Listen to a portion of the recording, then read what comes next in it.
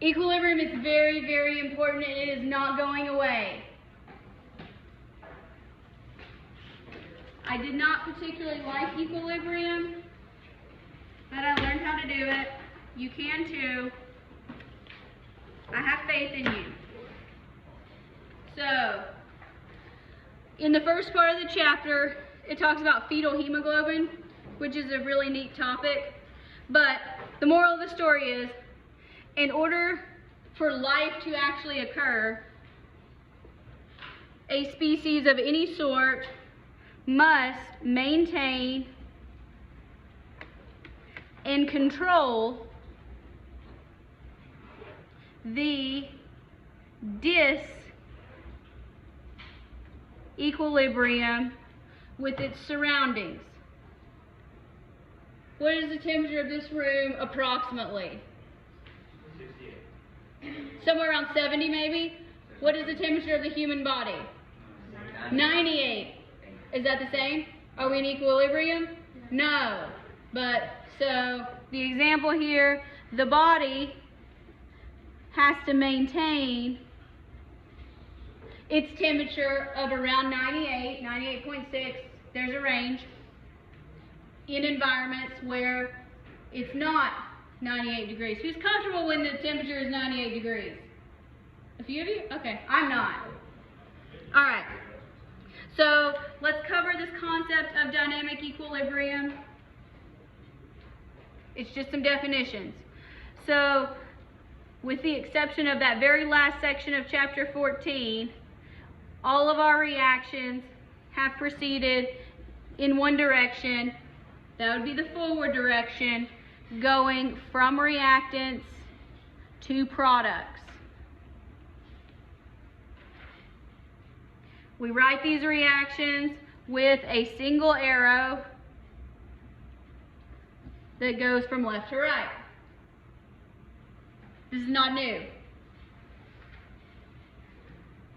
So now we have this reaction. So hydrogen and iodine, here they can combine to form hydroiodic acid. See, nomenclature is important. In that way, when we go from left to right, we call that the forward reaction. Again, this is not new yet. However, here's the new part. And the hydroiodic acid can decompose back into the original hydrogen and iodine. So it can go from right to left. When we have reactions that go from right to left, we call those the reverse reaction. So initially, when we put hydrogen and iodine gas together, the rate of the forward reaction is going to be very fast.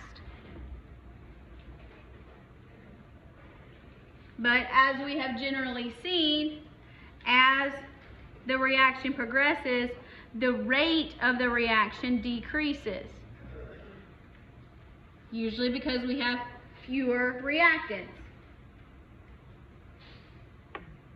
Initially, the rate of our reverse reaction is going to be very slow because we don't have any hydroiodic acid when we first start this process, but the rate increases, the rate of the reverse reaction increases as we get more hydroiodic acid. So these are, when this one's going fast, this one's going slow. When this one is going slow, this one is going fast. Here we're going to use a double arrow. So that would be forward and reverse. That tells us only some of our reactants get into products. Last section here. It's just the end of this page. Dynamic equilibrium. I mentioned this in 170 a few times. We've kind of defined it. Here we're going to be spending a whole lot of time with it. In dynamic equilibrium, the rate of the forward reaction equals the rate of the reverse reaction. So the reactions are still occurring, but when we look at it, what we see is there is no change in the actual concentrations. So reactants are still being made to products, products are still going back to reactants, but we don't see a visual change. When that happens, and this is where equilibrium is important, the concentration of the reactants and the products are not necessarily equal to each other when equilibrium is reached.